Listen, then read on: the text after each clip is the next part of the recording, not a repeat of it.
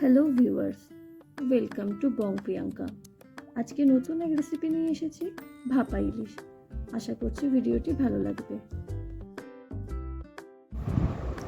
ভাপা ইলিশে ইলিশ মাছ ছাড়া তো আর হবে না, তাই প্রথমে বাজার থেকে 1 কেজির একটা ডিম ভর্তি ইলিশ মাছ নিয়ে চলে এসেছি। মাছটির বড় সাইজের পিস কাটিয়েছি। এরপর মাছটিকে হালকা ধুয়ে জল ঝরিয়ে নিয়েছি।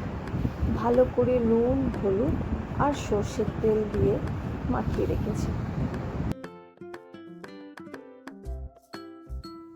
ইলিশ মাছে সর্ষের তেল ছাড়া তো জমে না। ভাপা ইলিশে শুরু থেকে শেষ পর্যন্ত সর্ষের তেল লাগে। ইলিশ মাছের সাথে সর্ষের তেলের জড়ি সুপারহিট। এমন কোনো বাঙালি বা অবাঙালি নেই যে ভাপা ইলিশ ভালো লাগে না।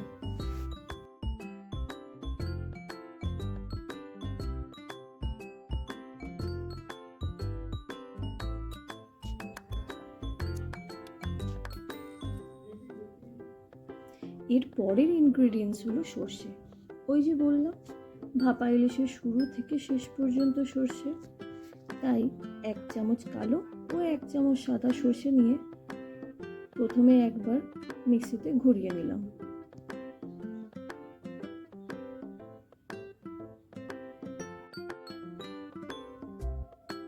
তারপর 2-3টে কাঁচা লঙ্কা, অল্প জল আর নুন দিয়ে আর একবার পেস্ট করে নেব।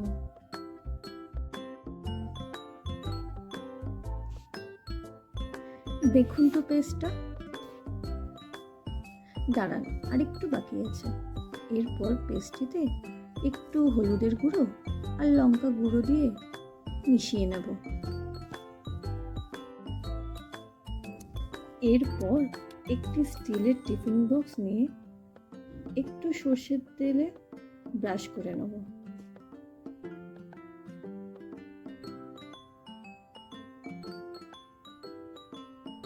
এরপর একটি একটি করে ইলিশ মাছ পরপর সাজিয়ে নিয়ে সর্ষের পেস্টটা সাজিয়ে রাখা মাছের উপর ঢেলে দেব।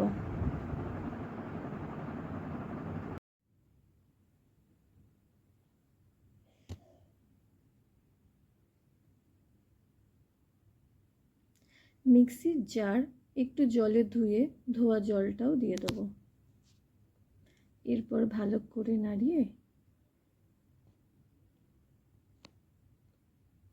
2-3টে লঙ্কা দিয়ে আরেকটু সর্ষের তেল দিয়ে ঢাকা দিয়ে দেব। ভাপা ইলিশ তৈরির একদম লাস্ট স্টেপ, একটা কড়াইতে হাফের মতো জল নিয়ে জলটি ফুটে উঠলে স্টিলের টিফিন বক্সটি আস্তে করে বসিয়ে দেব।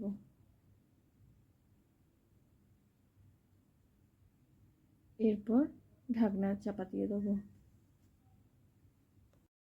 15 থেকে 20 মিনিট রাখলেই যথেষ্ট। ঢাকনা চাপা থাকলে জলের ভাপে ইলিশ মাছ সিদ্ধ হয়ে যাবে। জলের ভাপে পুরো রান্নাটি হয় বলে এই রেসিপির নাম ভাপা ইলিশ। বাহ, কি সুন্দর দেখতে হয়েছে, গন্ধও দারুণ হয়েছে। এবার গরম ভাতে ভাপা ইলিশ দারুণ জমবে। আমার এই ছোট্ট চ্যানেলটি সাবস্ক্রাইব করে পাশে থাকুন।